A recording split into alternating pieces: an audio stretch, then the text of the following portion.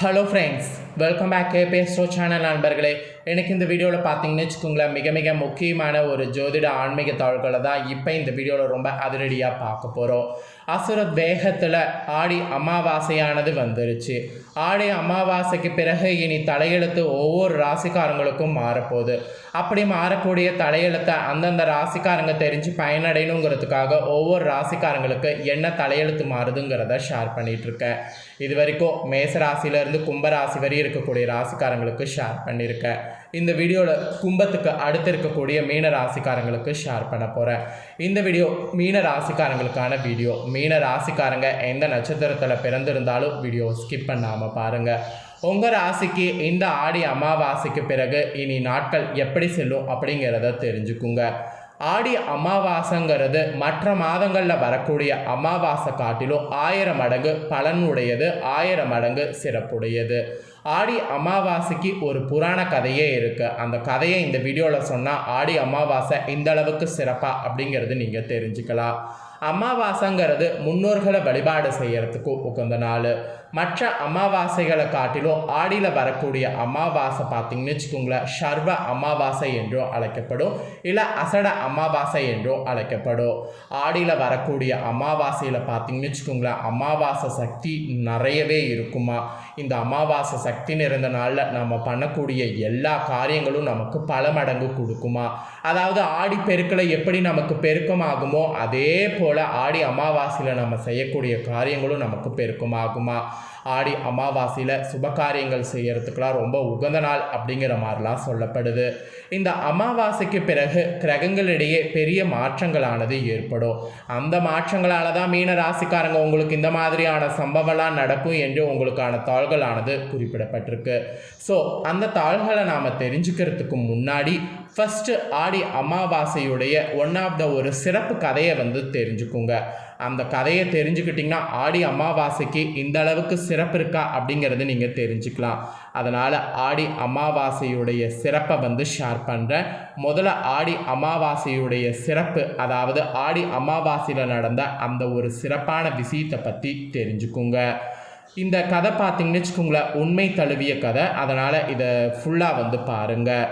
அதாவது அலகாபுரி நாட்டு அரசன் அலகேஷன் பரகிராமமிக்க அவனுக்கு வாரிசு இல்லாத வருத்தம் இருந்தது.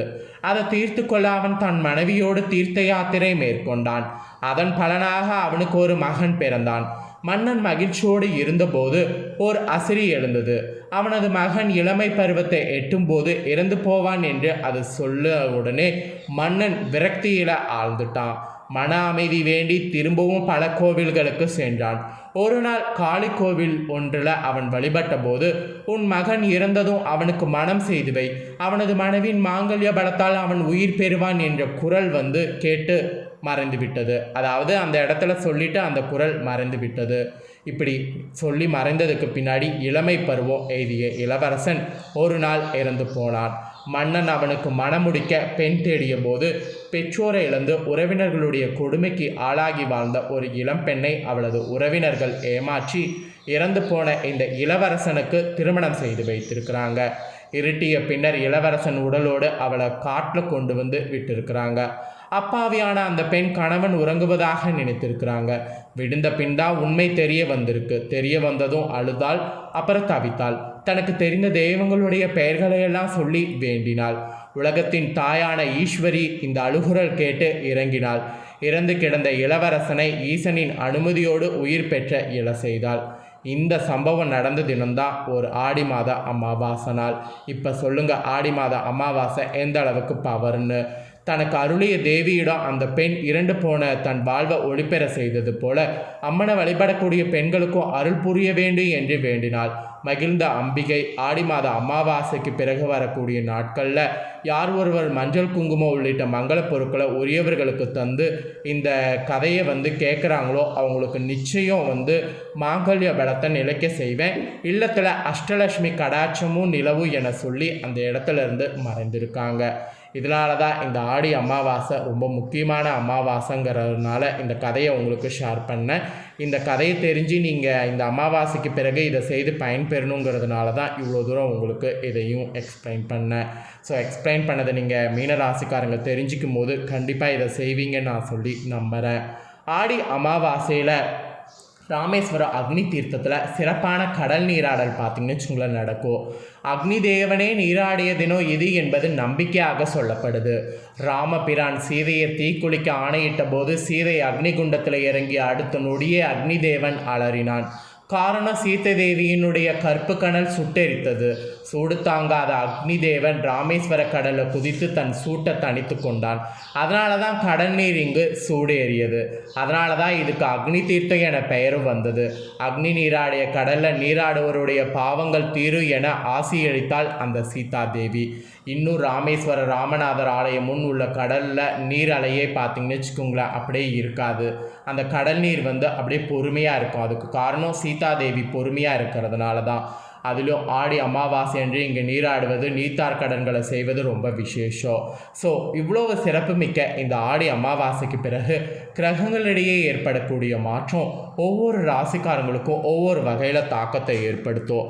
அப்படி ஏற்படக்கூடிய தாக்கத்தை அந்தந்த ராசிக்காரங்க தெரிஞ்சு பயனடையணுங்கிறதுக்காக ஒவ்வொரு ராசிக்காரங்களுக்கும் என்ன நடக்கும் அப்படிங்கிறத எக்ஸ்பிளைன் பண்ணிகிட்ருக்கேன். அதில் இன்றைக்கி இந்த வீடியோவில் மீன ராசிக்காரங்களுக்கு என்ன நடக்கும் அப்படிங்கிறத எக்ஸ்பிளைன் பண்ண போகிறேன். மீன ராசிக்காரங்க எந்த நட்சத்திரத்தில் பிறந்திருந்தாலும் உங்கள் ராசிக்கு என்ன நடக்குங்கிறத தெரிஞ்சுக்குங்க. மீனராசி அன்பர்கள் உங்களுக்கு யாருடைய உதவியின்றி தானாகவே படிப்படியாக முன்னேறுவதற்கு இனி நீங்கள் முயற்சி பண்ணணும். அப்படி நீங்கள் முயற்சி பண்ணிங்கன்னா உங்களுடைய முயற்சி திருவினையாகும். அப்புறம் இனி வரக்கூடிய நாட்கள் சுறுசுறுப்பாக இருக்கணும். எப்பொழுது எந்த நேரம் அப்படிங்கிறதெல்லாம் இல்லாமல் எல்லா நேரத்துலையும் சுறுசுறுப்பாக இருக்கணும். இதில் ஒரு விஷயம் என்னென்னா தைரியமாக எந்த செயலையும் இனி செய்யணும். அப்படி நீங்கள் செய்தீங்கன்னா பெரிய வேலைகளை கூட மிக சாதாரணமாக செய்து முடிக்க முடியும். அந்த மாதிரியான ஆற்றல் உங்களுக்கு கிடைக்கிற மாதிரி இந்த ஆடி அமாவாசைக்கு பிறகு உங்களுக்கு கிரக சூழ்நிலைகள் அமைஞ்சிருக்கு. அதனால் எந்த ஒரு வேலையாக இருந்தாலும் தைரியமாக செய்யுங்க. பெரிய வேலையை கூட சாதாரணமாக செய்து முடிக்க முடியும். உங்களுக்கு சிறப்பு பலன்களாக இன்னும் நிறைய சொல்லப்பட்டிருக்கு. எல்லா பலன்களும் சொல்கிறேன், நோட் பண்ணிக்கோங்க. உத்தியோகத்தில் இருக்கக்கூடிய உங்கள் ராசிக்காரங்களுக்கு மேல் அதிகாரிகளிடம் அமைதியாகவும் கவனமாகவும் இனி இருக்கிறது நல்லது. தேவையற்ற விஷயங்களில் அனாவசியமாக தலையிடுவதை தயவு செய்து குறைத்துக்குங்க. தேவையற்ற விஷயங்களை அனாவசியமாக தலையிட்டிங்கன்னா உங்கள் போக்கில் பாதிப்பு ஏற்படும். நீங்கள் அதை தலையிடாமல் நீங்கள் உங்கள் போக்கை மாற்றிக்கிட்டு தவிர்க்கிறது அவசியம் என்று உங்களுக்கு சொல்லப்பட்டிருக்கு. வேலையில் தேவையற்ற விஷயங்களில் தலையிட வேண்டாம். இதுதான் உங்களுக்கு சொல்லப்பட்டிருக்கக்கூடிய எச்சரிக்கை இந்த ஆடி அமாவாசைக்கு பிறகு. மேலும் உத்தியோகத்தை தொடர்ந்து வியாபாரம் செய்யக்கூடிய வியாபாரிகள் உங்களுக்கு வெளியூர் வியாபாரத்துக்கு அடிக்கடி செல்பவர்களாக இருந்தீங்கன்னா பயணத்தின் போது நீங்கள் எடுத்து செல்லக்கூடிய உடைமைகளை பாதுகாப்போடு எடுத்து செல்வது நல்லது. பயணங்கள் மேற்கொள்ள வேணான்னு சொல்லலை, பயணங்கள் மேற்கொள்ளுங்க, ஆனால் பாதுகாப்பாக மேற்கொள்ளுங்க, அது ரொம்ப முக்கியம். அதே போல் குடும்ப தலைவிகள் உங்கள் குடும்பத்தை பராமரிக்கிறதுல நிர்வாகத்திறமை உங்களுக்கு பளிச்சிடும். மாமியார் மருமகள் உறவு சமாதானமாக செல்லும்.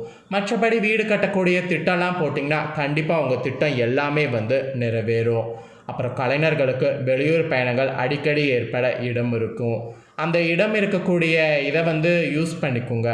உங்களுடைய உடைமைகளை செல்போன் போன்ற பொருட்களில் கவனம் தேவை.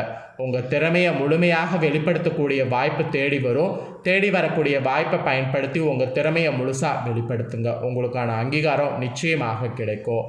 மாணவர்கள் கூட நாளை பார்த்து கொள்ளலாம் என்று இருக்காமல் அன்றாட பாடங்களை அன்றன்றே படித்து வந்தால் மட்டுமே தேர்வுகளில் வெற்றி பெற முடியும். அதனால் அன்றாடவே எல்லா பாடங்களையுமே படித்திருங்க.